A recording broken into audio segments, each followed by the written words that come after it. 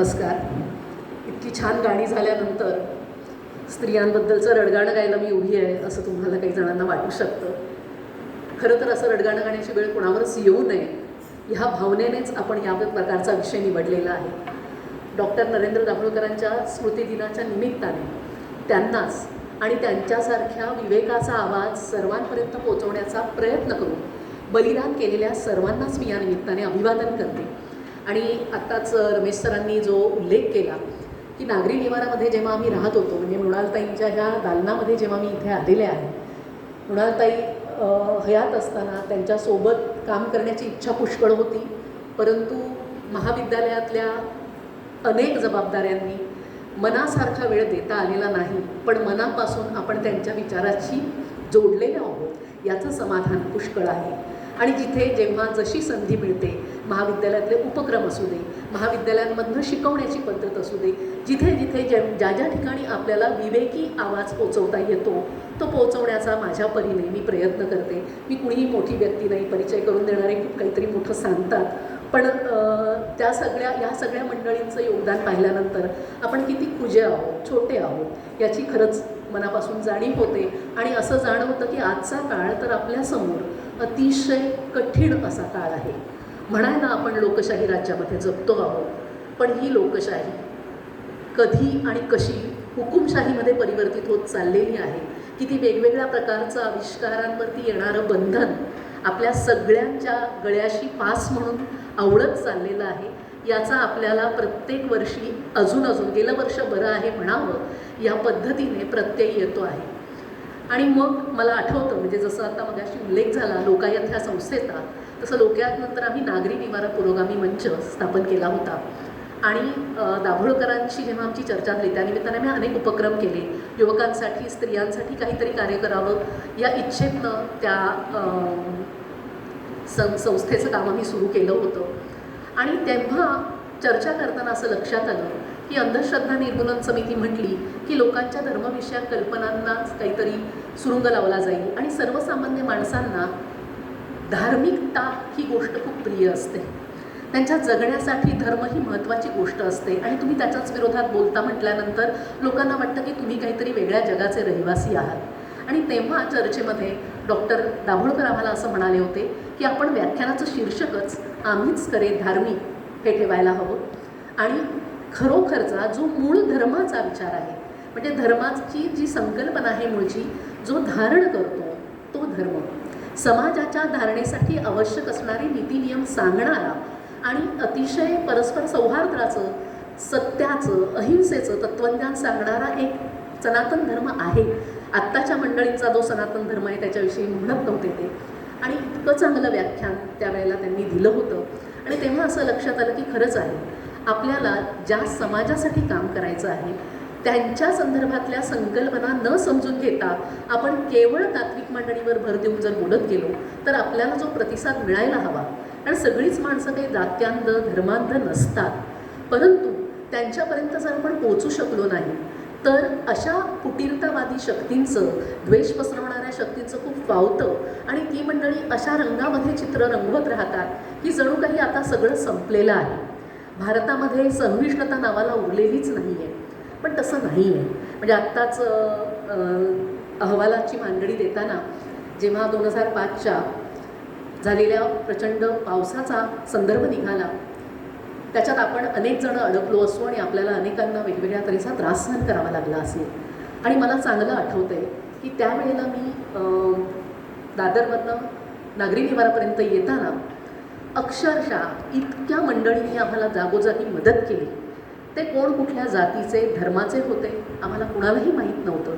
इतक्या अज्ञात लोकांनी इतक्या लोकांना मदत केली.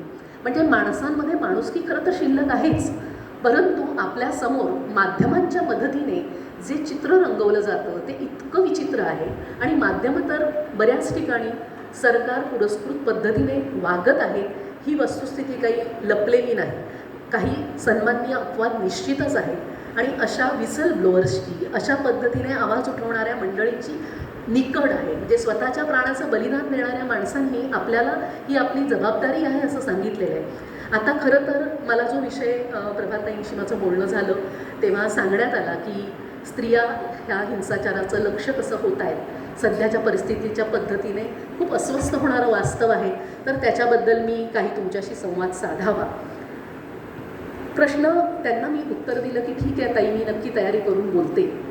आणि जेव्हा मी पुन्हा व्याख्यानाचा विषय समोर आणला तेव्हा स्त्रिया म्हटल्यानंतर ती एक जिन्सी एक व्यक्ती असं त्याचं स्वरूप नाही हे माझ्या लक्षात येतं. मग ती भारतातली स्त्री असली तर ती विविध जातीपातींमध्ये धर्मामध्ये विभागलेली आहे.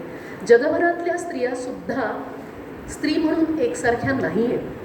त्या जैविकदृष्ट्या एक वाटत असल्या तरी त्यांचं सामाजिक आणि सांस्कृतिक आणि राजकीय वास्तव इतकं विभिन्न आहे की जणू काही ही जगच वेगळी आहेत की काय असं वाटावं. म्हणजे स्त्रीवादाचा जो प्रसार सुरू आहे त्याच्या संदर्भातली जी कामं करणाऱ्या विविध संस्था संघटना आहेत त्यांना ही निश्चित माहिती आहे की आपल्याला खूप मोठा पल्ला गाठायचा आहे. कारण मुळामध्ये आपल्यातल्याच भिंती मनामनातून बांधूया एक वाट जाणारी हे स्त्रियांनाही एकमेकींच्या मनामध्ये जाण्याची वाट निर्माण करावी लागणार आहे.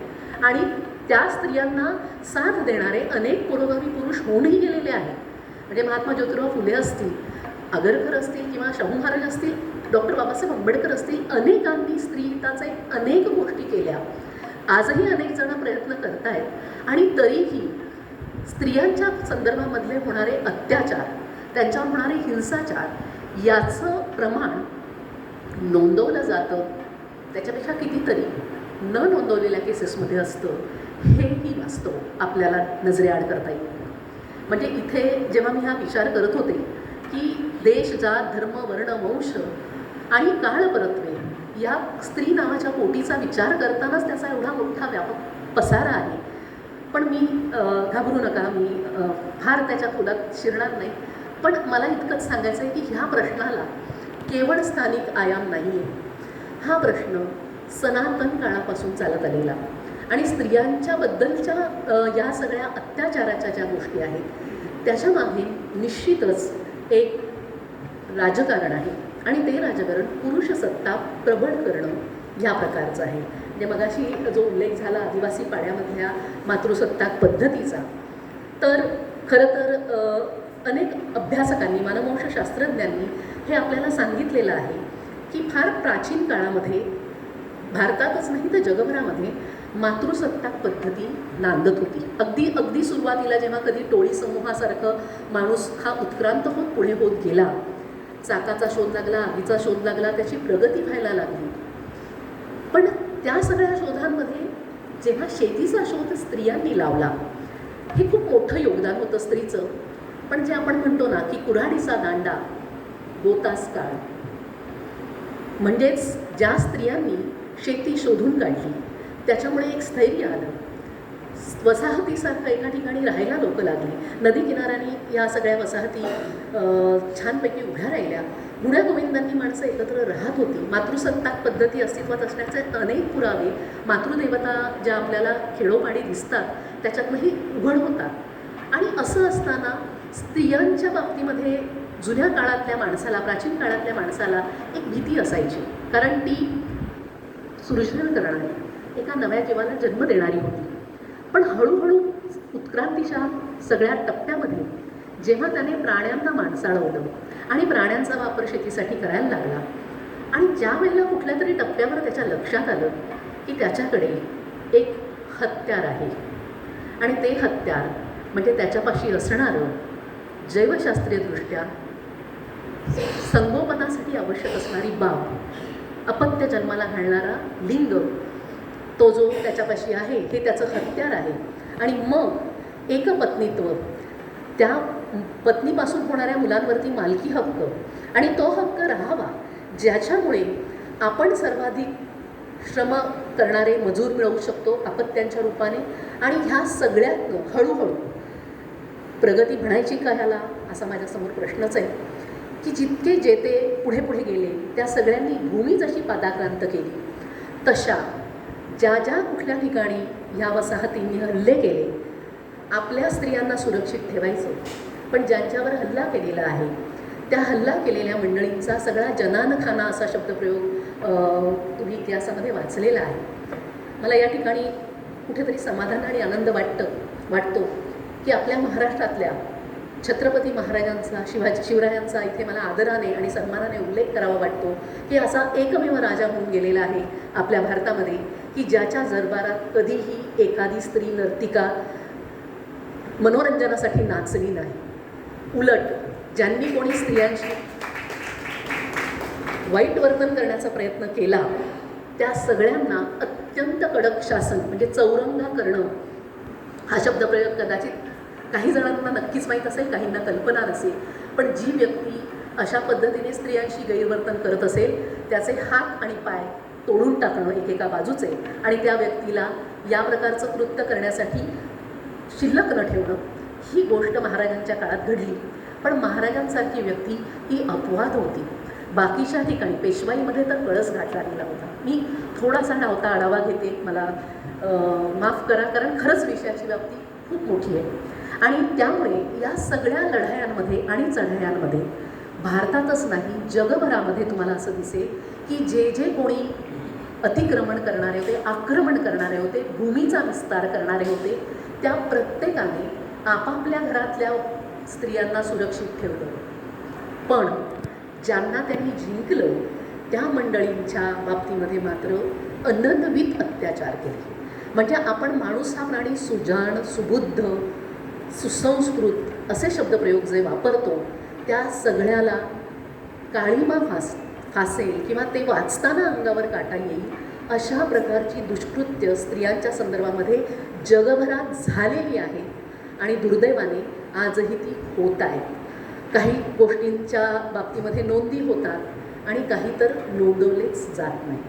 ह्या सगळ्या बाबतीमध्ये मला थोडंसं असं लक्षात येतं की ती गणराज्याची जी मातृसत्ताक पद्धती होती ती कदाचित आज असती तर हे चित्र बदललं असतं. पण तसं झालं नाही. पितृसत्ताक, पुरुषसत्ताक, पुरुषी व्यवस्थेच्या ज्या यंत्रणा कार्यान्वित झाल्या, अर्थात मार्क्सनी सांगितलेलं भांडवलाचं जे हत्यार आहे त्याच्यासाठी झालेला हा सगळा उपक्रम होता.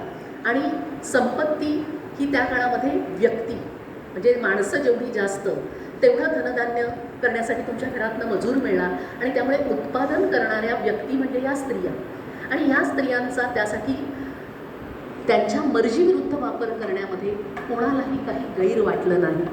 आणि ह्या सगळ्या बाबतीमध्ये मी तर म्हणेन की ऐतिहासिक काळातल्या स्त्रियांचाच मी काय उल्लेख किंवा दाखला देऊ.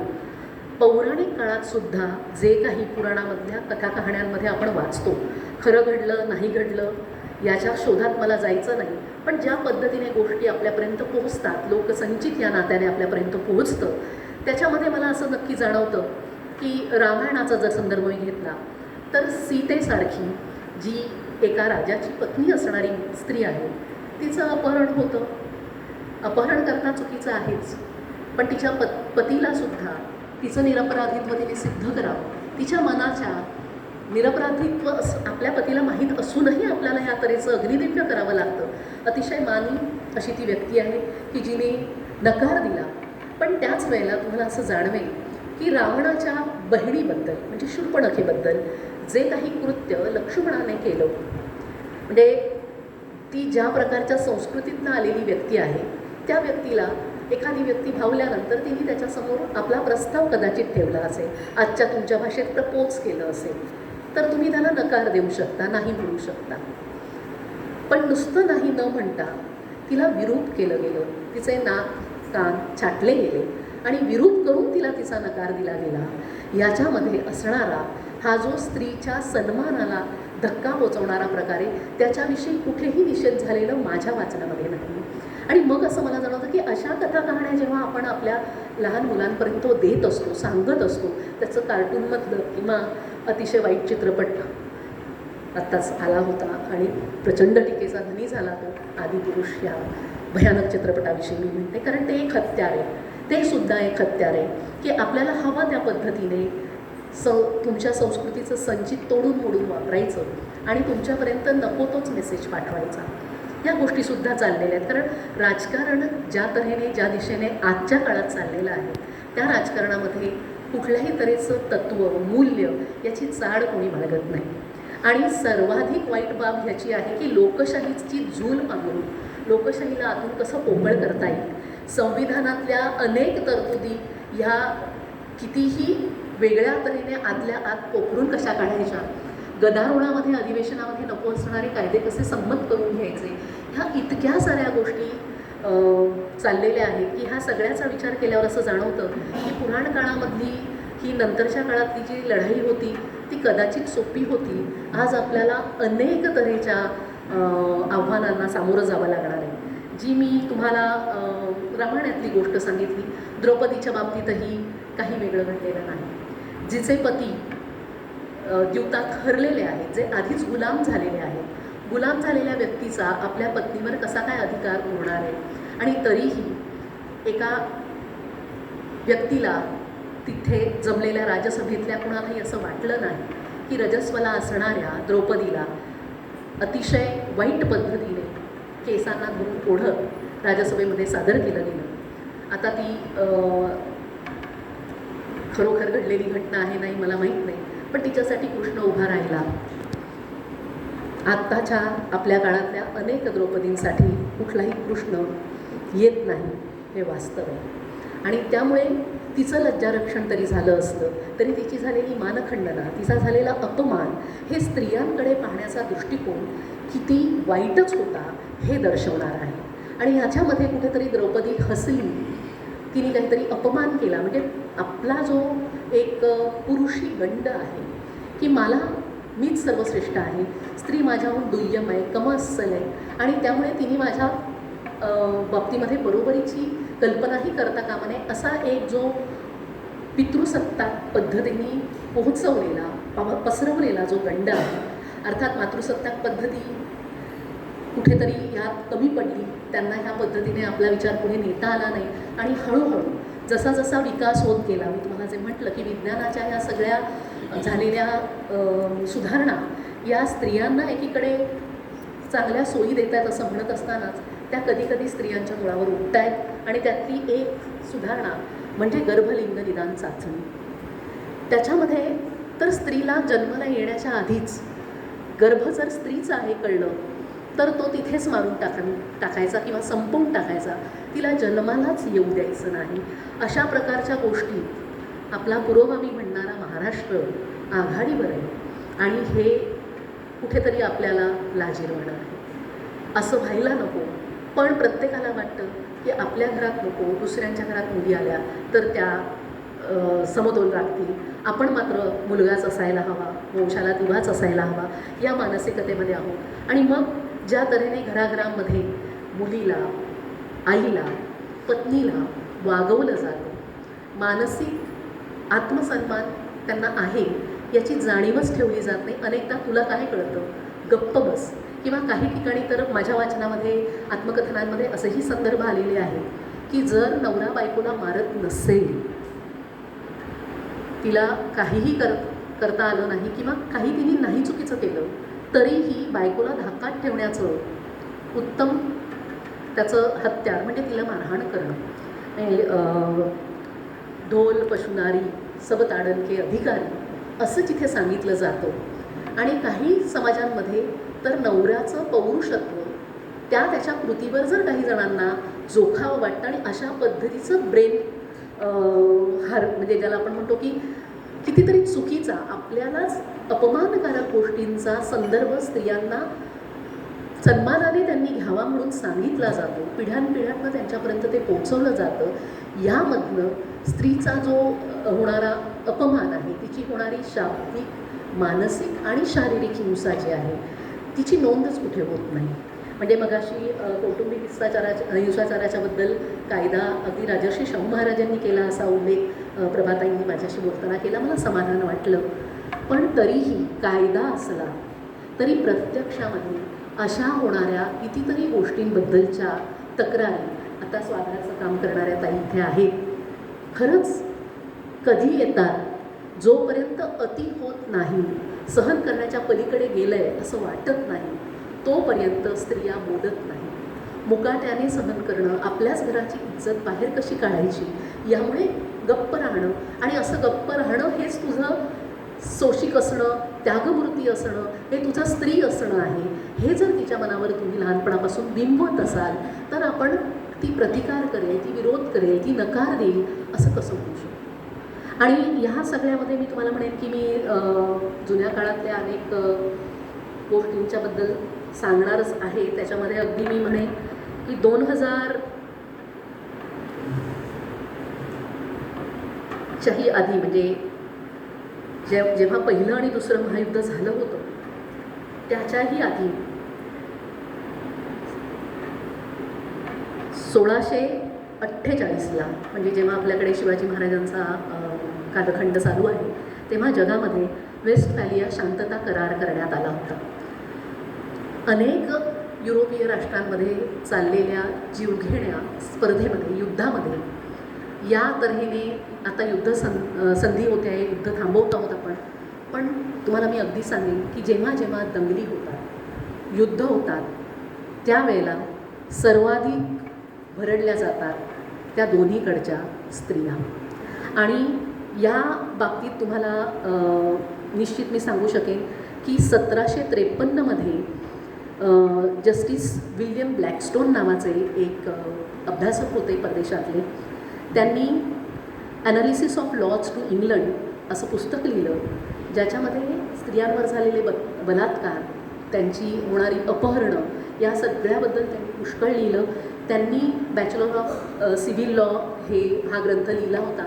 म्हणजे स्वतःला अतिशय डेमोक्रॅटिक समजणारे इंग्रज आणि इतर युरोपीय देशसुद्धा या सगळ्या बाबतीमध्ये स्त्रियांच्या संदर्भामध्ये अजिबात सहिष्णू नव्हते. माणूस म्हणून त्यांचा ते विचार करत नव्हते, हे आपल्याला त्याच्यामध्ये दिसतं. आफ्रिका खंडामध्ये रवांडा देशामध्ये सुद्धा हुतू जमाती आणि तुस्ती या तिथली एक अल्पसंख्याक जमात होती. तिथे जवळपास एप्रिल 1994 ते जुलै 1994 या एवढ्याच महिन्यावरच्या काळामध्ये जवळजवळ 5 लाख स्त्रियांवर बलात्कार झाले. आणि करणारे कोण होते? तर लष्कराचे जवान, पोलीस, सिक्युरिटी गार्ड्स. आणि ह्यात आपल्याला असं जाणवतं की वांशिक वर्चस्ववाद, म्हणजे हे हिटलरच्या नाझींच्या संदर्भामध्ये त्यांनी जे काही जूनचं शिरकाण केलं, गॅस चेंबर्स निर्माण केले, त्यातला फार थोडा भाग नाझी भस्मासुराचा उदय असतं ह्या पुस्तकातून आपल्यासमोर आला. आणि हिटलरप्रमाणेच तालिबान हे सुद्धा काही वेगळं करत नाही. आणि ही तालिबानी वृत्ती म्हणतो आहे अफगाणिस्तानामध्ये ज्या तऱ्हेने स्त्रियांच्या सर्वसामान्य अधिकार, म्हणजे शिक्षण घेण्याचा प्रयत्न करणाऱ्या, किंवा पेहराव काय करावा, कसं वागावं, काय बोलावं, इतक्या साध्या साध्या ज्याला मानवी हक्क म्हणतो आपण, अशा गोष्टींवर सुद्धा खूप मोठ्या प्रमाणामध्ये निर्बंध लादले जातात. आणि ते ऐकले गेले नाही तर अतिशय निर्घृण पद्धतीने नुसती मारहाण होत नाही, कदाचित त्यांचं जीवनही संपवलं जातं. इतक्या सगळ्या गोष्टी आपल्याला दिसतात. तसंच 1991 ते 1999मध्ये युगोस्लेव्हिया इथेही भीषण वांशिक युद्ध झालेलं आहे. आणि हे इतकं सगळं अलीकडच्या काळात होऊनसुद्धा आपल्यापर्यंत किती पोहोचलं, हा प्रश्न जोपर्यंत मी या विषयासाठी जाणीवपूर्वक, म्हणजे आपल्याला परिचित असणाऱ्या अनेक गोष्टी मी निश्चितच सांगू शकले असते, पण मी जाणीवपूर्वक विचार केला की हा विषय आंतरराष्ट्रीय स्तरावर नेमका कसा आहे आणि ह्या विषयाची व्याप्ती इतकी प्रचंड आहे हे लक्षात आल्यावर मग भारतात या गोष्टी ज्या होतात त्या गोष्टींची मुळं कशी गुंतागुंतीच्या प्रकरणांमध्ये अडकलेली आहेत आणि आपल्या सगळ्यांसमोरचं वास्तव किती भयंकर आहे याची आपल्याला जाणीव होते. या युगोस्लावियाच्या भीषण अशा वांशिक युद्धाच्या बाबतीमध्ये एक इरेन वेगझन नावाच्या व्यक्तीने, स्त्रीने स्वतःचं एक आत्मकथन लिहिलेलं आहे. मेमोरी सायड असं त्या आत्मचरित्राचं नाव आहे. जुन्या आठवणी नामशेष करणं, म्हणजे आपल्या आयुष्यात तो जो संहाराचा कालखंड आपण अनुभवलेला आहे तो किती भयावह आहे आणि तो पुसून टाकायचा, ते आयुष्यात विसरून जायचं असा त्याच्यामध्ये तुम्हाला प्रकार दिसतो. इतकंच नाही तर तुम्हाला असं दिसेल की अमेरिकेमध्ये सुद्धा पेनिन्सिल्व्हिया इथे एक मार्गारेट मीड नावाच्या मानववंशशास्त्रज्ञ होत्या. त्यांनी आपल्याला आफ्रिकेमधल्या गुस्ती जमातीचा अभ्यास करून माहिती दिलेली आहे की तिथे 7 तऱ्हेच्या टोळ्या होत्या आणि त्याच्यात रिवाजच आहे की जितक्या आक्रमकपणे तुम्ही परक्या टोळ्यांमधल्या स्त्रियांवर बलात्कार करता तेवढे तुम्ही उत्तम पुरुष असता. म्हणजे रीतिरिवाजांच्या नावाखाली, धर्माच्या नावाखाली, देवाच्या नावाखाली किती भयानक प्रमाणे स्त्रियांचं खच्चीकरण होतं, स्त्रियांचा वापर होतो, हे ह्या ठिकाणी मला तुमच्या निदर्शनास आणायचं आहे. आणि हे फक्त बाहेर घडतं असं नाही. आपल्याकडे असणारी देवदासींची प्रथा असेल, जोगतिनीची प्रथा असेल, भाविणींची प्रथा असेल, या सगळ्या प्रथा विशिष्ट वर्गातल्या स्त्रिया सुरक्षित राहाव्यात म्हणून ज्यांचा कुणीच वाली नाही अशा समूहातल्या दलित आदिवासी स्त्रियांना या व्यवसायामध्ये अतिशय जबरदस्तीने टाकून आणि वरती भीती घालून की तुम्ही हे केलं नाही तर देवाचा प्रकोप होईल, अशा प्रकारच्या गोष्टी आजही होतात. म्हणजे आजही आपल्याला प्रचंड मोठं काम करायचंच आहे. ह्या सगळ्या विषयाच्या आवाकामध्ये अजूनही खरं तर मुद्दा संध्या नरे पवार यांचं पुस्तक जेव्हा माझ्या वाचनात आलं होतं डाकिन प्रथेविषयीचं, आणि त्याच्यात त्यांनी अर्थात भारतात आणि जगातसुद्धा ही पद्धत कशी वापरली जाते. आणि हा आदिवासी बहुल पट्टा आहे. स्त्रीलाच म्हणजे स्त्रीकडे असणाऱ्या यातूशक्तीची भीती किती होती. एकीकडे तिने हे सगळं जग निर्माण केलं आणि तिने लावलेल्या शेतीच्या शोधातलं नफा लक्षात आल्यावर तिच्यावरती अधिराज्य गाजवण्यासाठी तिला अंकित करून ठेवून पुरुषसत्ताक पितृसत्ताक पद्धती इतकी घट्टपणाने सगळ्याच समाजांनी अंगीकारली की तिला असं वाटायला लागलं की आपण अतिशय असहाय्यच आहोत, आपण काही करूच शकत नाही आहोत. आणि त्यामुळे फक्त परदेशात नाही तर आपल्याही देशांमध्ये या सगळ्या गोष्टी मला दिसतात. आणि मी म्हटलं तसं की जरी ऑल आर इक्वल तर सम आर मोर इक्वल. आणि खेदाने म्हणते मी, भगिनी भावाची संकल्पना कितीही मनात आणली मी तरी ठराविक वर्गात जन्मलेल्या व्यक्तींना काही विशेष अधिकार प्राप्त होतात. आणि मग तुम्ही अल्पसंख्याक जमातीतल्या स्त्रिया असाल, तुम्ही दलित स्त्रिया असाल, तुम्ही ग्रामीण भागातल्या असाल किंवा आदिवासी भागातल्या असाल तर तुम्हाला कुणीही तुमच्यासाठी फार उभं राहत नाही. तुमच्यावर झालेला अन्याय नव्हताच अशा प्रकारची गोष्ट बोलायलाही लोक कमी करत नाही. म्हणजे ह्या सगळ्या संदर्भामध्ये जेव्हा मी माहिती काढत होते म्हणजे ठळक घटना फक्त मी या ठिकाणी तुमच्यासमोर सांगते, कारण अशा कितीतरी घटना माझ्या वाचनात आहेत पण त्याचे तपशील मिळत नाही की लहानग्या मुलींवरती अत्याचार केले जातात, बलात्कार केले जातात. आणि ते बलात्कार करण्यामध्ये त्या व्यक्तीच्या मनामध्ये असणारी अंधश्रद्धा असते. त्याला झालेल्या लैंगिक गुप्त रोगांवरती उपचार घेऊन बरं करण्यापेक्षा या प्रकारच्या एखाद्या कुमारिकेवरती आपण अत्याचार केला तर आपण ह्या आजारातनं बरे होऊ अशी काहीतरी चुकीची समजूत त्या व्यक्तींच्या मनामध्ये असते. आणि त्यातनं अशा अनेक स्त्रिया, अनेक मुली, बालिकांचं हरवण्याचं प्रमाण इतकं मोठ्या प्रमाणात आहे. म्हणजे ह्युमन ट्रॅफिकिंग हा जो बिझनेस आहे, स्त्रियांची तस्करी आंतरराष्ट्रीय स्तरावरती ती होत असते. म्हणजे आत्ताच्या नवभांडवलशाही या व्यवस्थेने 1990 नंतर ज्या वेळेला बाजारपेठी व्यवस्थांनी सगळी सूत्र हातात घेतली, लोकशाही असो आणि दुसरी कोणतीही शाही असो, खरं तर सूत्र बाजारपेठी या व्यवस्थेच्या हातामध्ये आहे. आणि त्यांनी स्त्रियांना एक कमॉडिटी करून टाकलेलं आहे, उपभोगाची वस्तू असं तिचं स्वरूप आहे. आणि ती उपभोगाची वस्तू जास्तीत जास्त पद्धतीने कशी विक्रीला आणता येईल आणि तिच्यातनं जास्तीत जास्त नफा कसा करता येईल, त्यात तिचं आपण कशा तऱ्हेने खच्चीकरण करतो याची काहीही पत्रास या मंडळींना पडलेली नाही. आणि हेही मला इथे सांगायला म्हणजे खेदानेच मी हे सगळं सांगते की परिचितांकडनं, कुटुंबियांकडनं स्त्रियांवर होणाऱ्या अत्याचारांची संख्या बाहेर पडत नाही. म्हणजे आपल्याकडे असणाऱ्या विधवांच्या दूरस्थितीबद्दल पुष्कळ लिहिलं गेलेलं आहे, बोललं गेलेलं आहे. केशवपण होतं, सतीची प्रथा होती. हे सगळं का होतं तर त्या स्त्रीला पती उरला नाही तर तिचं संरक्षण कोण करेल, आणि पती तिचा रक्षण करता असेलच असं नाही, पण तो नावाला असणं खूप महत्त्वाचं असायचं.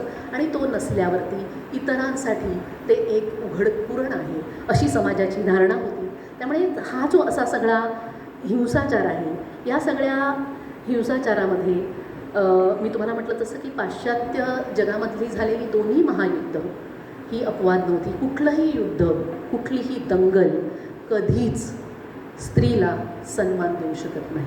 त्या ठिकाणी कुठल्याही देशातल्या स्त्रिया असतील ज्यांच्या तावडीत त्या सापडतात, त्यांच्या शरीराचा अतिशय वाईट वापर. आणि त्याच्यामध्ये दोन सामाजिक संदर्भ असतात की कुठेतरी ज्यांच्यावर आम्ही आता युद्ध लादले किंवा आम्ही त्यांना जिंकलं आहे त्या पुरुषाचा मनोभंग करणं. कारण त्याची पत्नी ही किंवा त्याची स्त्री, त्याच्या कुटुंबातली स्त्री हा त्याच्या सन्मानाचा मानबिंदू मानला जातो. आणि त्याच्यासमोर त्याला असहाय्य वाटेल अशा तऱ्हेने तिच्यावर केलेला अत्याचार हे त्यांच्या मर्दानगीचं त्यांना प्रतीक वाटतं आणि त्याच्यातनं ह्या अशा गोष्टी घडतात. म्हणजे त्याच्यामध्ये मी म्हटलं तसं की पुरुष असण्याच्या चुकीच्या कल्पना. खरं तर आपल्याला कुटुंबामध्ये आपण स्त्रियांचा मुलींना खूप शिक्षण देतो, पण आपल्या कुटुंबांमधनं मुलग्यांना आपण सांगायला हवं की बाबा रे, आपण ज्या छत्रपती शिवरायांचे वारस आहोत, त्या छत्रपती शिवरायांनी, त्या डॉक्टर बाबासाहेब आंबेडकरांनी, त्या छत्रपती शाहू महाराजांनी ज्या तऱ्हेचे दृष्टिकोन बाळगून स्त्रीला सन्मान दिलेला आहे, तुझंही कर्तव्य आहे की तू जर कोणावर अन्याय होताना पाहत असशील तर तू हातावर हात धरून बसता कामा नये आणि तू त्या अन्यायाचा घटक होता कामा नये. पण हे सगळं घडण्यासाठी घराघरातून ह्या गोष्टी व्हाव्या लागतील. तिने 7च्या आत घरात यावं असं सांगितलं जातं का, तर तिच्या सुरक्षिततेसाठी. पण ज्या बाहेरच्या जगात ती वावरते आहे ते जग आपल्याच माणसांनी बनलेलं आहे. ती आपल्याच देशात वावरते, ती कुठेतरी निर्जन स्थळी कुठल्या तरी अपरिचित देशात नाही गेलेली. या ठिकाणी मला अगदी सांगायला म्हणजे तुमच्यासमोर ठेवताना असं जाणवतं आहे की मी जेव्हा एखाद्या व्यक्तीविरुद्ध झालेल्या म्हणजे समूहाने झालेल्या शिरकणाबद्दल आता न बोलता जेव्हा व्यक्तिविषयक गोष्टींच्या संदर्भामध्ये पाहायला लागली, त्यावेळेला माझ्यासमोर पहिल्यांदा केस आली ती अरुणा शानबाग यांची. KEMमध्ये नर्सचं अत्यंत प्रामाणिकपणे काम करणारी ही व्यक्ती, एका वॉर्डबॉयला त्यांनी केलेल्या गैरकृत्याबद्दल जाब विचारण्याची चूक तिच्याकडनं घडली आणि त्याची अत्यंत वाईट किंमत अरुणाला भोगावी लागली. जवळजवळ 44 वर्ष व्हेजिटेटिव्ह आयुष्य म्हणावं तसं त्यांना जगावं लागलं आणि अत्यंत पाशवी अशा बलात्काराला त्या सामोऱ्या गेल्या. त्यांच्यावरती पुस्तक पिंकी विराणी यांनी लिहिलेलं अरुणा स्टोरी कदाचित तुमच्या वाचनात आलं असेल. आणि जेव्हा मी खूपच लहान होते त्या काळात, पण ते जेव्हा वाचलं तो सगळा प्रसंग इतकं किळस आली, इतकं वाईट वाटलं की एखाद्या स्त्रीच्या आयुष्यात असं घडतं.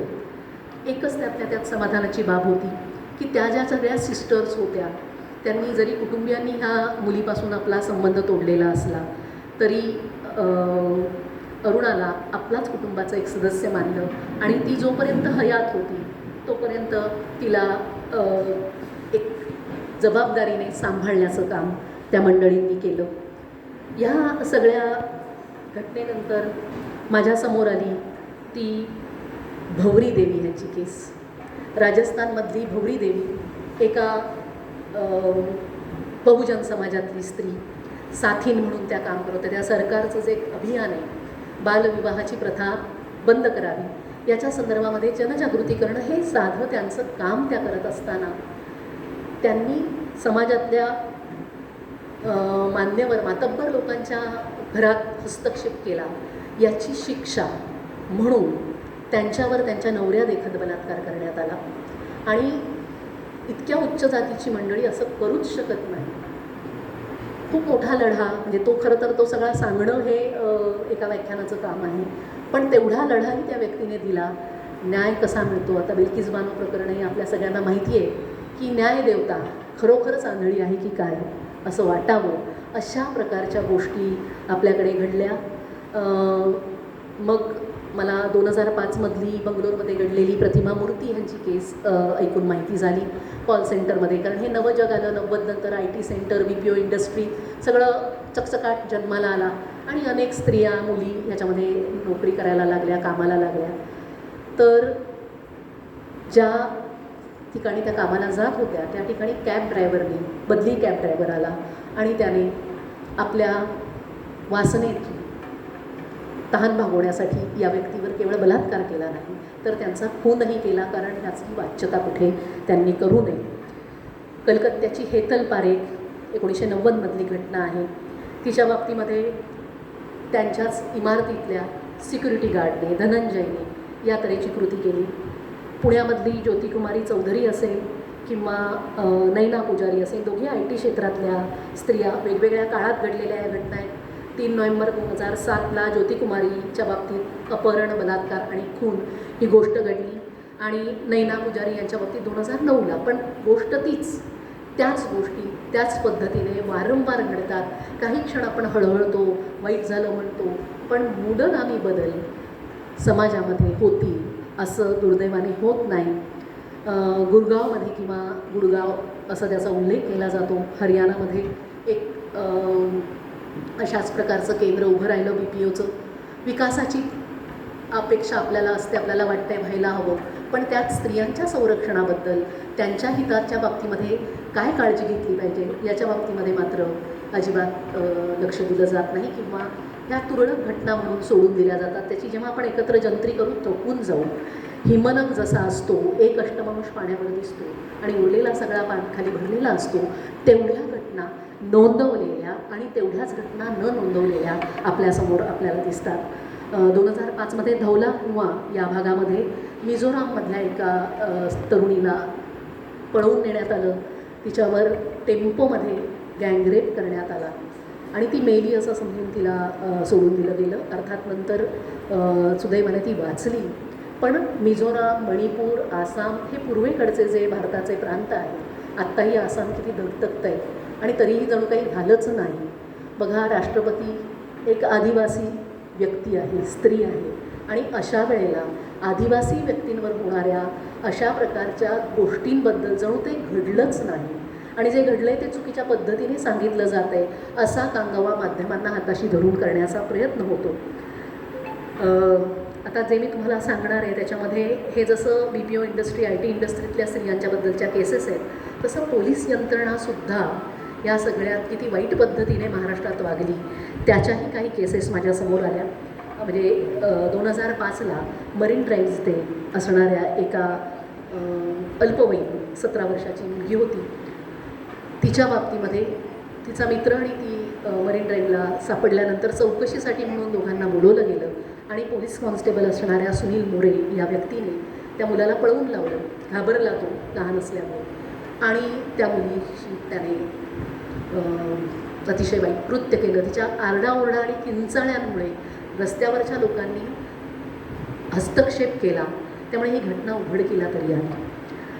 त्या मुलीच्या बाबतीत तिची काय मानसिक अवस्था झाली असेल मला माहीत नाही. म्हणजे आपण कल्पना करू शकतो, कारण हा एकमेव गुन्हा असा आहे की या गुन्ह्याच्या बाबतीमध्ये गुन्हेगारापेक्षा ज्यांच्या बाबतीत गुन्हा घडला आहे त्या व्यक्तीला समाज अपराधीपणाने भेटतो. तिचं जगणं मुश्किल होऊन जातं, तिचं आयुष्य उद्ध्वस्त केलं जातं आणि वरती असं म्हटलं जातं निर्लज्जपणाने की त्यांनीच काहीतरी चूक केली असेल, त्यांचा पेहराव उत्तेजक असेल, त्यांचं वर्तन अशा प्रकारचं असेल, त्या सैल वर्तणुकीच्या असतील, त्यांचं चारित्र्य उत्तम नसेल, अशा प्रकारचे अनेकविध आरोप अशा व्यक्तींच्या विरोधात केले जातात. आणि या प्रकारच्या दमन यंत्रणा ज्या आहेत, मग ते पोलीस असतील, लष्कर असतील, ह्या मंडळींना पाठीशी घालण्याचं काम यंत्रणा करत असते. 2005मध्येच ऑक्टोबर महिन्यामध्ये सहार विमानतळ जे आहे तिथे एका भंगार वेचणाऱ्या मुलीच्या बाबतीतसुद्धा हेड कॉन्स्टेबल चंद्रकांत पवार यांनी अशाच प्रकारचं दुष्कृत्य केलं होतं. आणि साधा रिक्षाचालक आणि असाच एक सामान्य माणूस भेळ विकणारा या मंडळींच्या सतर्कतेमुळे हा प्रकार निदान उघडकीस आला. बघा, म्हणून हे मला सांगायचं ह्यासाठी आहे की जर कुठेही काहीही विचित्र वाईट घडताना दिसत असेल तर आपल्या शहरी माणसाची जी मानसिकता असते की मला काय करायचं आहे, मी कशाला त्याच्या भानगडीत पडू, माझ्या मागे काहीतरी होईल, त्याच्याऐवजी जर आपण आवाज उठवला तर एका आवाजाबरोबर पुढचे लगेच बोलायला सुरू होतात. म्हणजे इथे मला सांगायचं आहे, घडलेल्या घटनेवर जयंत पवारांनी कथा लिहिली, आधी कथा लिहिली आणि मग त्याचं नाट्य रूपांतर केलं. टेंशेच्या स्वप्नात ट्रेन नावाचं त्यांचं जे नाटक आलं, तर मुंबईसारख्या ठिकाणी एका रेल्वेच्या डब्यामध्ये एका गतिमंद मुलीच्या बाबतीमध्ये जे गैरवर्तन झालं, करणारा एकटाच होता, पण बघे जे होते ते थिजले, ते काहीच बोलले नाही आणि त्याच्यातून तशासारख्या गोष्टी घडल्या. म्हणजे आश्रमशाळामधल्या गतिमंद मुलींमधल्या अनेक ज्या संस्था आहेत त्या संस्थांमध्येही असे प्रकार होतात. काही ठिकाणी तर गतिमंद मुलींची गर्भाशय त्यामुळे काढून टाकावी की काय, अशा प्रकारची चर्चा माझ्या वाचनामध्ये आलेली आहे. म्हणजे निसर्गाने जी सृजनाची शक्ती त्या स्त्रीला दिली आहे ती तिच्यासाठी अडसर ठरते. आणि ह्या सगळ्या गोष्टींमध्ये मला जे म्हणायचं आहे की जसं मी चंद्रकांत पवार, सुनील मोरे ह्या मंडळींबद्दल सांगितलं, तसं एक एन्काउंटर स्पेशलिस्ट इन्स्पेक्टर होते अरुण बोरुडे, त्यांचीही केस या पद्धतीने रिपोर्ट फार झाली नाही, पण त्यांनी ह्या तऱ्हेची कृत्य केलेली होती. हे जसं आपल्याला मुंबईसारख्या ठिकाणी घडलेलं दिसलं, तसं चंद्रपूरमधल्या मथुरा नावाच्या आदिवासी मुलीच्या बाबतीतही या प्रकारची गोष्ट पोलिसांनीच केली. तुकाराम आणि गणपत नावाचे पोलीस कॉन्स्टेबल होते आणि त्यांनी ही 1972 साली घडलेली घटना आहे आणि मथुराच कशी खालच्या प्रकारच्या चारित्र्याची होती आणि आदिवासी मुलगी असल्यामुळे तिच्या बाजूने कोण उभं राहणार आणि कोण तिच्यासाठी लढणार, अशा तऱ्हेचा तो सगळा भाग होता. तीच गोष्ट रमिजावी नावाची 78 साली झालेली हैदराबादमधली घटना आहे. आंध्र प्रदेशातल्या खेड्यात जन्मलेल्या एका ह्या स्त्रीला ती नवऱ्याला भेटायला म्हणून आली आणि ती रिक्षेत असताना तुमच्याकडे काहीतरी घातक शस्त्र आहेत आणि तुम्ही काहीतरी दहशतवादी कृत्य करताय असा खोटाच आरोप त्यांच्यावर करून पोलिसांनी कोठडीमध्ये त्या स्त्रीवरती बलात्कार केला. ह्या सगळ्या घटनांमध्ये मला असं जाणवतं की दिल्लीमधल्या शांती मुकुंद हॉस्पिटलमध्ये सुद्धा एका वॉर्डबॉयने नर्ससोबत असं दुष्कृत्य केलं आणि आपल्या बचावाच्या संदर्भात त्याने सांगितलं की मी जे कृत्य केले त्याची मला आता लाज वाटते, त्या मुलीचं आता कोणी स्वीकार करणार नाही तर मी तिच्याबरोबर लग्न करायला तयार आहे.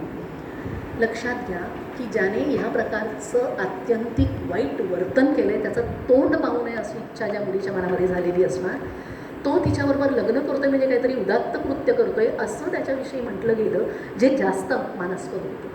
आणि जणू काही तो लग्नाला तयार होतो म्हणजे असं काही झालं तर बलात्कार करणं म्हणजे परवाना मिळणं आहे ह्या तऱ्हेच्या गोष्टींसाठी असं त्या घटनेनंतर खूप चर्चा झाली.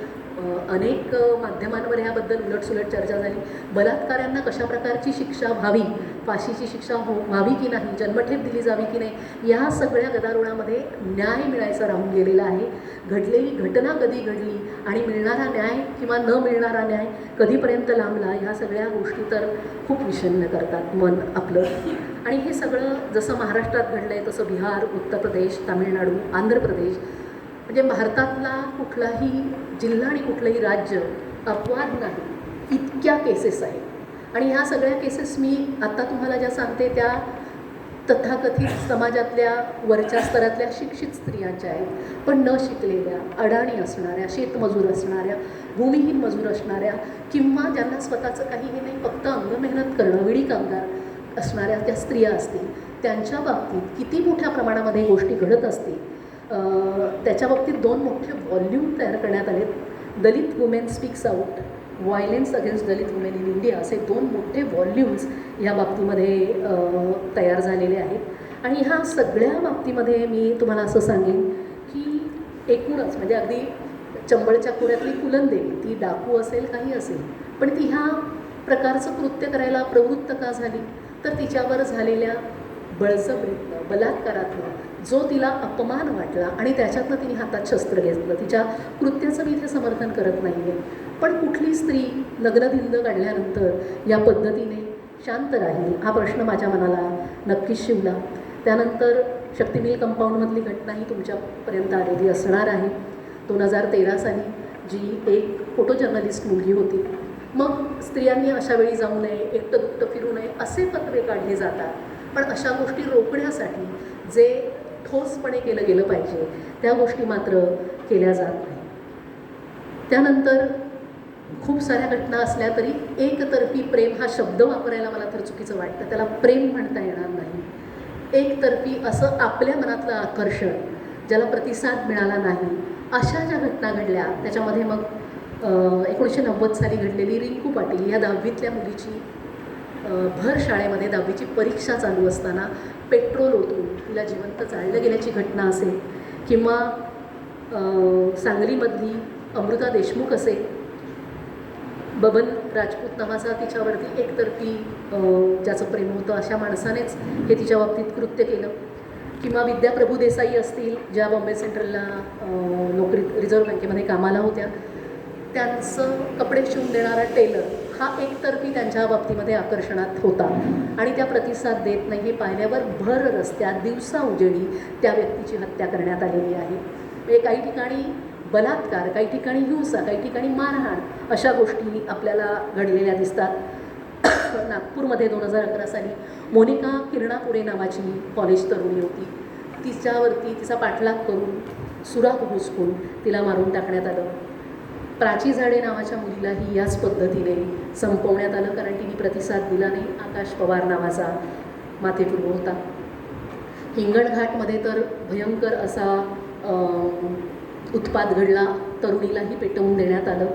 ही घटना ताजी आहे. आणि अगदी अलीकडे दर्शना पवार नावाची MPSC टॉपर असणारी जी मुलगी आहे, राहुल हंडोरे नावाच्या व्यक्तीने जून 23मधली घटना आणि अगदीच सगळ्यांना आपल्याला अलीकडे मेमध्ये घडलेली जी मणिपूरमधली घटना आहे, त्या व्यक्तींची नावं जरी समोर आली नाही तरी ज्या प्रकारचं कृत्य आपल्यासमोर आलेलं आहे ते पाहिल्यानंतर इतकं शर्मेने मान खाली जाते की आपण भारतामध्ये राहतो आणि आपण राहतो त्या देशामध्ये लोकशाही यंत्रणा आहे असं आपण म्हणत असतो, आणि तरीही अशा घटना राजरोसपणे घडतात. आणि मग असं घडलंच नव्हतं, हे काहीतरी वेगळंच आहे, वेगळ्याच गोष्टी सांगितल्या जात आहेत, मुद्दामच आमच्यावर आरोप केले जात आहेत, अशा प्रकारचाही अपप्रचार होतो. याच मणिपूरमध्ये शर्मिला इरोम नावाच्या एका कार्यकर्तीने स्त्रियांवर होणाऱ्या अत्याचाराविरोधात उपोषण आरंभलं होतं. कितीतरी वर्ष त्यांच्याकडे कोणी लक्षच दिलं नाही, आणि इतक्या मोठ्या प्रमाणामध्ये लष्कराची कारवाई तिथे होत असे, आणि लष्करी जवान इतकं भयंकर गैरवर्तन करत असत की शेवटी विविध वयोगटातल्या 13 ते 14 स्त्रियांनी नग्न निदर्शनं केली होती. आणि तेच मणिपूर आज पुन्हा पेटलेलं आहे, आणि त्याच मणिपूरच्या बाबतीमध्ये आपल्याकडे जणू काही घडलंच नाही अशा प्रकारच्या गोष्टी सांगितल्या जातात. तर या सगळ्या केसेसमध्ये जसं बिल्किस बानो प्रकरण झालं, गोध्राचं जे काही जळीत कांड आहे ते घडवलेलं आहे, हे सिद्ध होऊनही जातीय किंवा धार्मिक दंगली हे एक सत्ता संपादनाचं कार्ड मानलं जातं. जसं ते एक कार्ड असतं तसं देशप्रेम हे एक कार्ड आहे, आणि त्या देशप्रेमासाठी सैनिकांसाठी कम्फर्ट झोन असावेत म्हणून दुसऱ्या देशातल्या किंवा काही वेळेला आपल्या देशातल्या सुद्धा ज्या समूहांचे आवाज दाबता येतील अशा समूहांच्या स्त्रियांना जबरदस्तीने देहविक्रय करायला किंवा कधीकधी इतक्या घाणेरड्या पद्धतीने त्यांच्या बाबतीमध्ये वर्तन केलं जातं, मला त्याचा उच्चार करायलाही नको वाटतो. निर्भया प्रकरणामध्ये जे आपण वाचलेलं आहे, पाहिलेलं आहे, ज्या तऱ्हेच्या घटना घडलेल्या आहेत, हे एवढं सगळं झालं. तसंच आपल्या महाराष्ट्रात घडलेलं खैर लांजी इथलं प्रकरण खरंच शर्मेने मान खाली जाते. म्हणजे ज्या महाराष्ट्राला पुरोगामी सगळ्या कार्यकर्त्यांची, समाजसुधारकांची भूमी मानलं जातं, त्याच महाराष्ट्रामधल्या एका दलित कुटुंबातल्या मुलीवर आणि आईवर सामूहिक अत्याचार होतो आणि त्याची दखलही घेतली जाते. हे बोथमांगे कुटुंबाने न्याय मिळावा यासाठी जे काही अंबरडा फोडला त्याला दुर्दैवाने म्हणावा तितका प्रतिसाद मिळाला नाही. आणि त्यामुळे मला असं जाणवतं आहे की एकूणच जेव्हा जागतिक साम्राज्यवाद एका देशाच्या राजकारणाला नियंत्रित करतो तेव्हा देशातील सामाजिक न्याय, अभिव्यक्ती स्वातंत्र्य, समतेचं मूल्य ह्या सगळ्या गोष्टी विकलांग होतात. आणि आज आपल्या देशात आपण हेच घडताना पाहतो. म्हणजे मणिपूरमध्ये सुद्धा जे घडलेलं आहे, कुकी आणि मैतेई 2 समूहामध्ये वाद आहे वगैरे म्हणत असलेलं, सांगितलं जात असलं तरी मुळामध्ये अतिशय पर्वत खोऱ्यांचं, निसर्ग संपन्नतेचं असं तो भाग असल्यामुळे तिथे जे खनिज मिळतं त्या खनिजावरती डोळा आहे भांडवलदारांचा, आणि त्यांना तिथे आपले हातपाय पसरायचे आहे. आणि अशा प्रकारचा विध्वंस, दंगल सदृश्य, युद्ध नसताना युद्ध सदृश्य परिस्थिती निर्माण केल्याशिवाय अस्थिरता निर्माण होणार नाही, आणि त्याच्यातनं आपल्याला जो हातपाय पसरायचे आणि आपलं साम्राज्य पुढे आणायचे ते करता येणार नाही. तुम्हाला मी म्हटलं तसं की जरी अनेक मी उदाहरणं दिली त्याच्यामध्ये विविध जाती जमातीतल्या स्त्रिया असल्या तरी सर्वाधिक अत्याचार दलित आणि अल्पसंख्याक स्त्रियांवर झाल्याचं जागतिक इतिहासामध्ये माझ्या लक्षात आलं. आणि ह्याची कारणं काय असावी, तर या कारणांमध्ये मला जसं जाणवलं की जात, जमात किंवा वंश याच्या पुनरुत्पादनाचं काम स्त्री करत असते आणि ती त्याच्या शुद्धतेची वाहक मानली जाते. म्हणजे जातीप्रथेचं प्रवेशद्वार स्त्रिया असतात असं आंबेडकरांनी सुद्धा म्हटलं होतं. त्याचं कारण त्या एकपत्नीव्रत संकल्पनेतनं त्या समूह गटाला आपली पत्नी त्या पद्धतीने सुरक्षित ठेवावी असं वाटतं, आणि त्या समजुतीवरती घाला घालायचा म्हणजे त्या व्यक्तीचं खच्चीकरण करायचं आणि त्याचा अपमान करायचा, या हेतूने अशा गोष्टी केल्या जातात. ही खरं तर गैरसमजूत मांडली पाहिजे आत्ताच्या काळामध्ये, पण दुर्दैवाने ती समजूत इतकी घट्ट रुजलेली आहे की कुठल्याही देशाच्या व्यक्ती असू देत, म्हणजे मी मगाशी इतक्या सगळ्या देशांचे उल्लेख केले ते त्यासाठीच, अगदी नेपाळ म्हणू नका, बांगलादेश म्हणू नका, पाकिस्तान म्हणू नका, अफगाणिस्तान म्हणू नका, जपान आणि युरोपीय राष्ट्र युगोस्लावियापासून रवांडापासून सगळ्या देशांचा, म्हणजे जगभरामध्ये तुम्हाला या प्रकारचा ट्रेंड दिसतो की हिंसेने पुरुषी वर्चस्व लादायचे, स्त्रियांना आतंकित करायचं आणि त्यांचं पुरुषावरचं अवलंबित्व वाढवायचं, ते मानसिक पातळीवरही वाढवायचं आणि शारीरिक पातळीवरही वाढवायचं की आम्ही नसू तर तुमचं बारी कोणी असणार नाही. इतकंच नाही तर जाती आणि पितृसत्ताक वर्चस्व त्या निमित्ताने राहतं, नियंत्रण ठेवता येतं. जे जात दांडगे आहेत आणि धनदांडगे आहेत ते जी जातीय हिंसा करतात त्यामध्ये दलित आदिवासी स्त्रियांवरच्या लैंगिक हिंसेचं प्रमाण सर्वाधिक आहे आणि त्यात महाराष्ट्राबरोबरच उत्तर प्रदेश, बिहार, राजस्थान या ठिकाणी ते प्रमाण पुष्कळ आहे.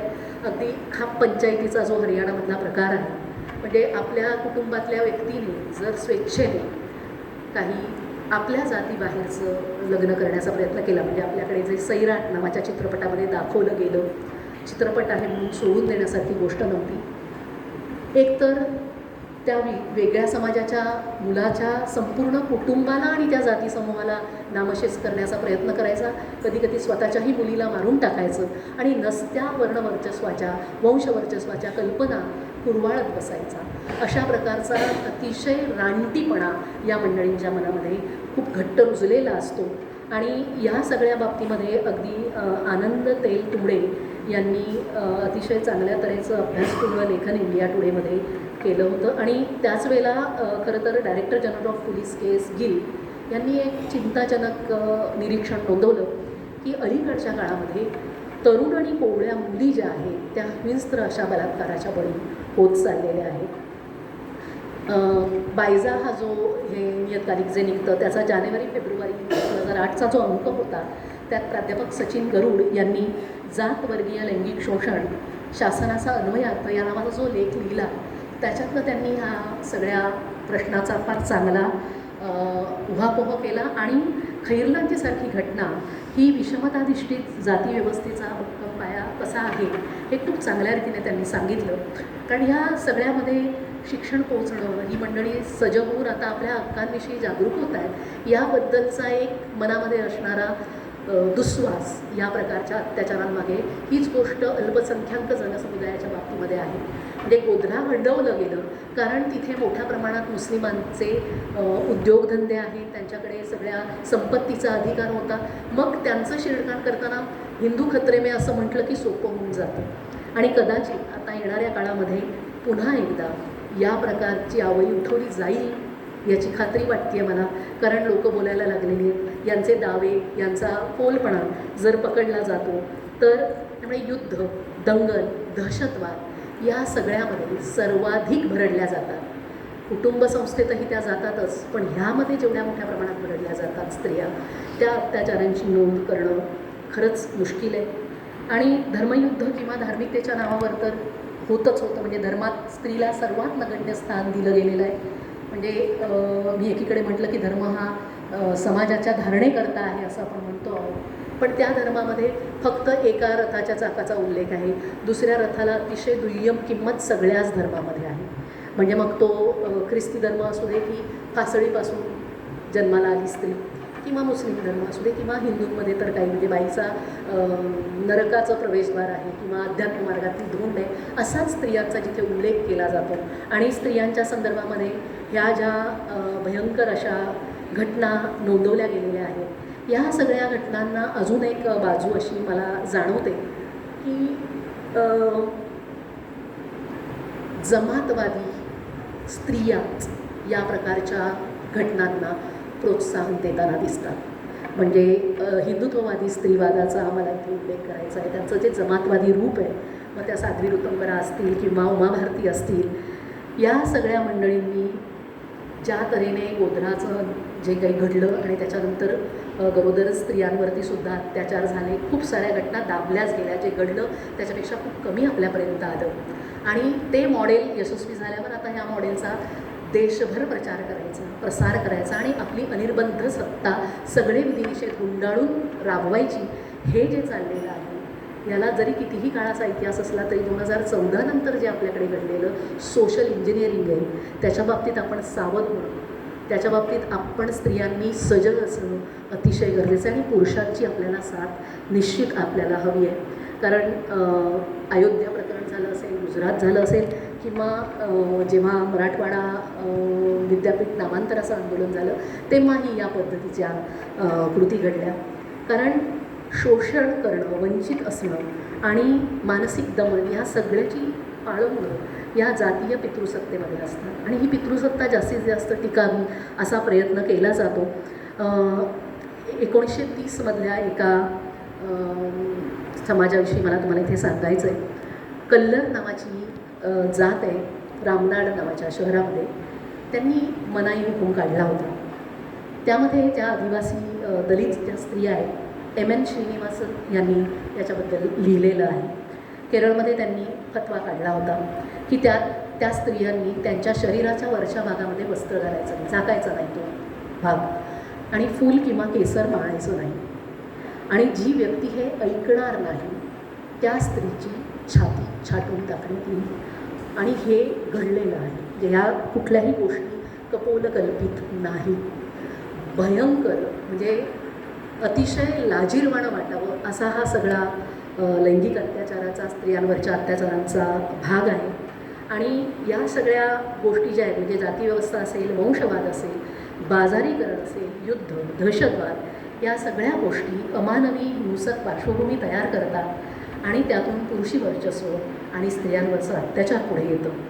यामधनं म्हणजे मी तुम्हाला अजूनही अनेक गोष्टी सांगितल्या असत्या, पण मी म्हटलं तसं की वेळ एवढा नाही. पण तिडीक आणणारी गोष्ट अशी आहे की निर्भया प्रकरण झाल्यानंतर सरसंघचालक मोहन भागवत यांनी जे या बाबतीतलं विधान केलं होतं ते अतिशय संतापजनक विधान होतं. त्यांनी असं म्हटलं होतं की त्या स्त्रीने भाऊ म्हणायला हवं होतं, प्रार्थना करायला हवी होती किंवा त्यांच्याहून बेताल वक्तव्य आसाराम बापू यांनी केलं होतं. यांची मानसिकता किती भयानक आहे हे या गोष्टीमधनं स्पष्ट होतं. ही सगळी जी परिस्थिती आहे म्हणजे मी म्हटलं तसं की खाप पंचायतीचं हरियाणामधलं वावरणं असेल, आपल्याकडे उघड खाप पंचायत असा उल्लेख नसेल, पण वंश श्रेष्ठत्व किंवा जात श्रेष्ठत्व यातनं आमच्या मुली अमुक करणार नाही, नाहीतर आपल्याला अशा जाहिराती दिसल्या नसत्या.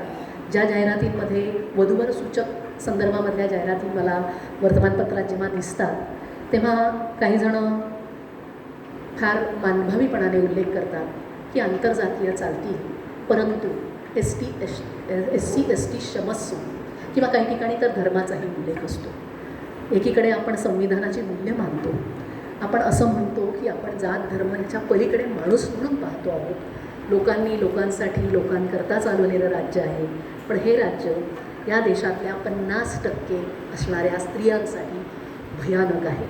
आणि असं असतानाही रोज तुमच्या घरातली स्त्री उठते, लागते, सगळं करते, जीव मुठीत धरून ती वावरत असते. कधी या सगळ्या गोष्टी आपल्याला कुठल्या टप्प्यावर नेतील मला माहीत नाही. म्हणजे मी ह्या बाबतीमध्ये काही पॉझिटिव्ह गोष्टीसुद्धा सांगायला मला आवडतील. जे पंजाबमधल्या मनसा जिल्ह्यामध्ये बंता सिंग नावाचे एक कार्यकर्ते आहेत. कार्यकर्ता काय करू शकतो या बाबतीमध्ये मला जाणवतं की 2000 साली त्यांच्या अल्पवयीन मुलीवरती बलात्कार झाला बलजीत कौर नावाच्या. मंदिर सिंग जाट आणि तरसेम सिंग हा मझिबी शिया समाजाचा म्हणजे त्यांच्या काळात वरच्या जातीचे मानले गेलेले ते पुरुष होते. पण इंडियन पीपल फ्रंट नावाच्या संघटनेचा कार्यकर्ता असणारा हा बंता सिंग हा माणूस गप्प राहिला नाही. त्याने मुलीवर झालेल्या अन्यायाच्या विरोधामध्ये आवाज उठवला, न्याय मिळवण्यासाठी प्रयत्न केले. त्यांच्यावर हल्लाही झाला, त्यांना जायबंदी करण्यात आलं, त्यांचा एक पाय गेला, पण तरीही ती व्यक्ती थांबली नाही. त्यांनी ठरवलं की माझ्या मुलीला आणि माझ्यासारख्या ज्यांच्या मुली आहेत त्यांच्यासाठी मला या गोष्टी करायच्या आहेत. त्यामुळे ह्या सगळ्यामध्ये एवढं मी सांगेन की जर ठरवलं आणि प्रतिकार केला, आपण प्रतिकार करत नाही, फक्त मनात हळहळ व्यक्त करतो आणि गप्प बसतो, मेणबत्त्या लावून प्रश्न सुटणार नाही, मशाली पेटवाव्या लागतील, जोश निर्माण करावा लागेल आणि ह्या सरकारला आणि ह्या गोष्टी करणाऱ्या यंत्रणांना आपल्याला जाब विचारावा लागेल. म्हणजे इतकं भयंकर गोष्टी आपल्याकडे चालू आहे की हिमाचल प्रदेशमधली एक घटना माझ्या वाचनात आली आणि मी हादरले. इंदोरा कांगरा नावाचा प्रांत आहे. 9 वर्षाचा मुलगा आहे, त्याने 6 वर्षाच्या मुलीवर हल्ला केला आणि बलात्कार. काय कळतं या वयाला? पण तरीही ज्या पद्धतीचं हे जे जग आपल्यापर्यंत येत आहे, म्हणजे तुम्ही कधी ह्या गोष्टी पाहिल्यात की मला माहीत नाही, पण जे गेम्स मुलं खेळतात, आपल्याला वाटतं कार्टूनचे गेम आहेत, त्याच्यातली स्त्री प्रतिमा पहा, इतकी उत्तान, घाणेरडी, अश्लील ती प्रतिमा असते. आणि याच्या पुढे जाऊन 2006मध्ये रेप प्ले नावाचा गेम Amazon.com यांच्या इल्युजन कंपनीने आणलेला आहे. व्हिडिओ गेम आहे तो, त्याच्यामध्ये बलात्कार करण्याचा गेम आहे. हे ऐकून मी हादरले. म्हणजे आम्ही या सगळ्या माध्यमामध्ये नाही आहोत, पण आपल्या तरुण पिढ्यांना करोनानंतर तर हे अभ्यासासाठीचं शस्त्र म्हणून दिलं गेलेलं आहे. आणि जेव्हा तिथे येणारे पॉपअप्स म्हणून ज्या जाहिराती असतात आणि ज्या पद्धतीचं स्त्रीदेहाचं चित्रण असतं, ते पाहिल्यानंतर ही मंडळी निकोपपणे स्त्रियांकडे कसं पाहतील, माणूस म्हणून कसं पाहतील, असा प्रश्न मला खूप पडतो. आणि मी असं सांगेन की हे UK, आयर्लंड या ठिकाणी उपलब्ध झालेले आहेत असे गेम. भारतात कसे आणि कधी पोचतील आपल्याला कळणारही नाही, कदाचित आलेही असतील. जपानमधलं एक वसोदा विद्यापीठ आहे, तिथे वादा शिनिचियारो नावाच्या व्यक्तीने 1982 साली एक सोशल क्लब निर्माण केला. त्याच्यामध्ये रेव पार्टींचं आयोजन केलं जातं. आणि ह्या रेव पार्टीज या आता आपल्याला माहिती आहे की ह्याच्यातनं मादक द्रव्य घेतली जातात आणि ही मादक द्रव्य घेऊन जे वर्तन यांच्याकडनं होतं ते स्त्रियांवरती अत्याचार करणारं वर्तन असतं. तिथल्या स्त्रियांनाही याच तऱ्हेच्या गोष्टी पाजल्या जातात आणि त्यांचा या पद्धतीने वापर केला जातो. त्यामुळे ह्या सगळ्या घटना ज्या माझ्या वाचनात आल्या, ह्या सगळ्या गोष्टींनंतर तेव्हा माझ्या लक्षात आलं की स्त्री कुठल्या समाजातली आहे, कुठल्या स्तरातनं आलेली आहे, याच्यापेक्षा ती एक भोगदासी आहे. हा दृष्टिकोन जोपर्यंत पुरुषाच्या मनातनं जात नाही, मग ती आपली स्त्री असो की परकी स्त्री असो, ती कुणी असेल तर तिला माणूस म्हणून सन्मान देणं हे जोपर्यंत आपल्या घराघरांमधनं शिकवलं जाणार नाही, तोपर्यंत स्त्रियांवरचा अत्याचार आणि हिंसाचार नष्ट होणार नाही. तुम्ही सगळ्यांनी माझं विवेचन थोडंसं विस्कळीत वाटलेलं खूप शांतपणाने ऐकून घेतलं. विषय गंभीर होता, त्यामुळे गंभीरपणानेच मला या विषयाची मांडणी करावी लागली. त्याबद्दल मी तुमची मनापासून आभारी आहे. आणि या सगळ्या मांडणीसाठी मी ज्या पुस्तकांची मदत घेतली त्याचा फक्त उल्लेख करते. मी मुक्ता मनोहर यांचं नग्न सत्य, बलात्काराच्या वास्तवाचा अंतर्वेद या पुस्तकाची मदत घेतली. तिची भाकरी कोणी चोरली हे संध्या नरे पवार यांचं पुस्तक, डाकीण प्रथेवरचं त्यांचं पुस्तक, दलित स्त्रियांच्या मुक्तीचा प्रश्न हे संजय कुमार कांबळे यांचं पुस्तक आणि स्त्री विरुद्ध पुरुष शिवराज गोरले यांचं पुस्तक, या पुस्तकांचा मी याच्यासाठी वापर केला. फक्त एक चांगली गोष्ट मला अजून बोलायची आहे, कारण वाईटाला आपण खूप प्रसिद्धी देतो, चांगल्या गोष्टी नाही दिली पाहिजे. आजच्याच दिवसात सकाळी माझ्या वाचनात आलेली गोष्ट आहे. सरन्यायाधीश धनंजय चंद्रचूड यांनी केलेली एक बाब जी आहे, म्हणजे कोर्टाच्या कामकाजात जे अवमानजनक शब्द स्त्रियांसाठी वापरले जातात त्याला सन्मानजन्य असे प्रतिशब्द द्यावेत, यासाठी 2 वर्ष काम त्यांनी केलं होतं त्यांच्या काही सहकाऱ्यांसोबत. न्यायमूर्ती मोसमी भट्टाचार्य, प्रतिभा सिंह आणि प्राध्यापक जुमा सेन ह्या त्यांच्या सहकाऱ्यांसोबत त्या पुस्तिकेचं आज अनावरण झालं. आणि ही एक दिलासा देणारी गोष्ट आहे की न्यायव्यवस्थेत आजही काही न्याय देणाऱ्या व्यक्ती आहेत. आणि 4 मे 2022ला कोल्हापूर जिल्ह्यातल्या शिरोळे तालुक्यातील हेरवाड या गावामध्ये विधवा प्रथा बंद करण्याचा ठराव संमत करण्यात आला. म्हणजे स्त्रियांना दिलासा देणाऱ्या गोष्टी होत आहेत, फक्त त्या आपल्यापर्यंत पोचत नाही. मला पुन्हा या विषयावर बोलायला लागू नये एवढीच इच्छा व्यक्त करते आणि आपली रजा घेते. धन्यवाद.